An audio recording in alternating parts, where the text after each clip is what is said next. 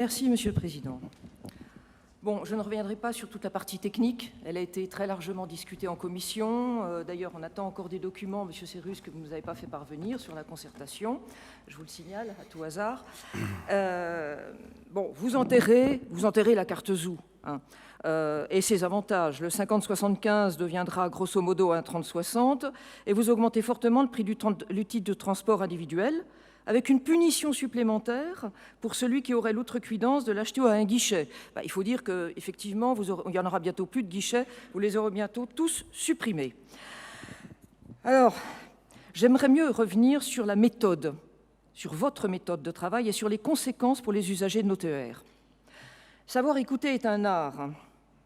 Épictète ne se trompait pas en le prononçant ça, pas plus que Sophocle quand il écrivait que pour agir avec prudence, il faut savoir écouter. On peut toucher la justesse de ses propos ce matin encore, car le moins qu'on puisse dire, vous avez mis le feu. Vous vous êtes mis à dos 22 associations d'usagers. Vous avez des pétitions qui tournent avec bientôt plus de 3500 signatures. Et on a pu constater ce matin en arrivant la colère des usagers que vous avez déclenchée. Mais enfin, Monsieur le Président, comment imaginer supprimer la carte Zou, augmenter les tarifs, déjà augmentés en avril, je vous le rappelle. Le mois dernier, les abonnements ont pris presque 5% quand même. Comment espérer que ça passe crème?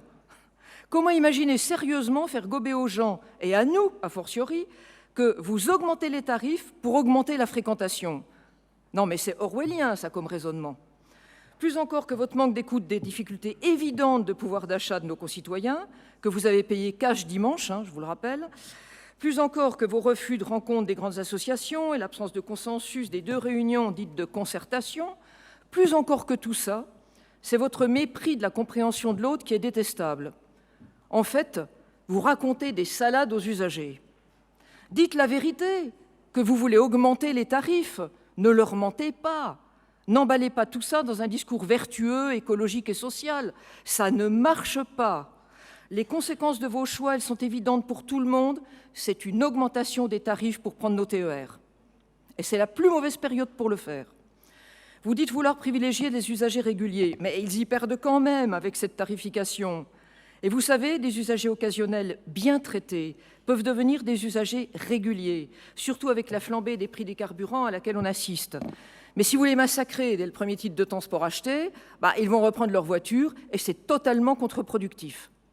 Les seuls sursitaires, heureusement, ce sont les étudiants. Là, vous n'avez pas osé.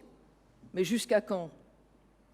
L'an dernier, vous affichiez une volonté de simplification, on va dire louable, passer de 230 à 10 solutions pour achat, ça me semble un petit peu quand même radical. Mais c'est déjà entaché d'un manque de souplesse, d'agilité, de flexibilité. Ma collègue Anne-Sophie Rigaud avait parlé à cette occasion d'incitation négative.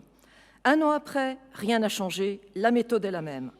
Aujourd'hui, vu les circonstances et au regard de la grogne que votre discours, et d'ailleurs au regard de votre discours de politique liminaire que vous avez fait, où vous parlez de concertation, on va tous discuter, vous allez revoir un peu votre discours et votre méthode, on vous demande de surseoir à ces augmentations à marche forcée et de réouvrir le dialogue.